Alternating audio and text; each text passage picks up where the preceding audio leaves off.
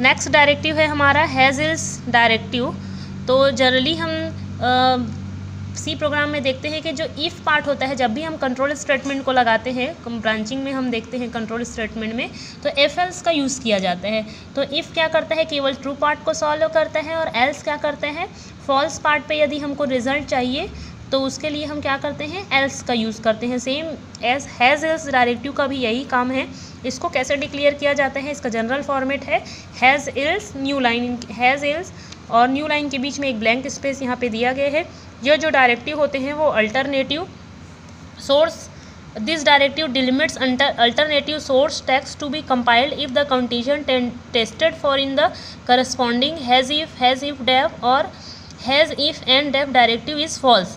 ये केवल तभी वर्कआउट करेगा जब हम जो 3 डायरेक्टिव अभी पढ़े हैं, hash if directive, hash if def directive, hash if and def directive, ये जो तीनों टाइप्स के हम डायरेक्टिव पढ़े हैं, ये जब डायरेक्टिव में जो कंडीशन अप्लाई हुए हैं ये यदि ट्रू ना हो मीन्स यदि फॉल्स हो, तो इस कंडीशन पर कौन सा डायरेक्टिव वर्कआउट करता है, हैज़ एल्स डायरेक्टिव।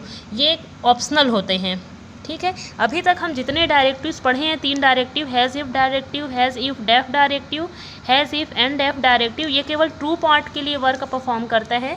अभी जो हम डायरेक्टिव देख रहे हैं हैज़ एल्स डायरेक्टिव, ये फॉल्स पार्ट के लिए वर्क परफॉर्म करता है।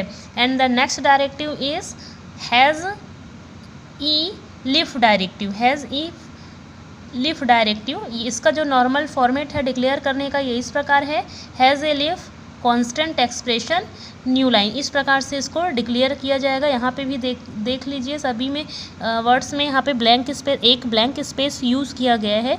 ये जो डायरेक्टिव है the hash elif directive performs a task similar to the combined use of the as else if statement in सी।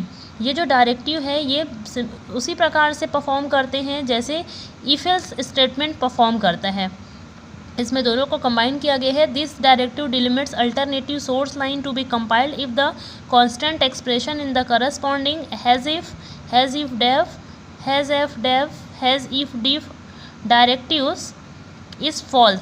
तो ये भी डायरेक्टिव देखो यहाँ पे एल्स लगा हुआ है, ई मतलब एल्स पार्ट है, तो ये भी कब वर्कआउट करेगा या ये डायरेक्टिव कब परफॉर्म करेगा, जब इससे पहले के जो 3 डायरेक्टिव्स देखे थे, hash if directive, hash if def directive और hash if and def directive, जब यहाँ पे कंडीशन ट्रू ना हो, मतलब फॉल्स कंडीशन हो, तब उसके लिए ई लिफ डायरेक्टिव यूज वर्क परफॉर्म करता है। ये भी एडिशनल कांस्टेंट एक्सप्रेशन होते हैं प्रेजेंटेड इन द ई लिफ लाइन इज़ ट्रू, और ये भी क्या होते हैं, ऑप्शनल होते हैं। ई लिफ, हैज़ ई लिफ डायरेक्टिव भी ऑप्शनल होते हैं।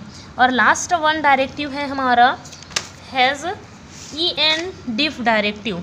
ये जो डायरेक्टिव होते हैं इसका नॉर्मल डिक्लेयर करने का नॉर्मल फॉर्मेट है, जनरल फॉर्मेट है has E and diff new line के साथ में। ये जो डायरेक्टिव होते हैं वो एंड ऑफ द ब्लॉक इसको यूज़ किया जाता है।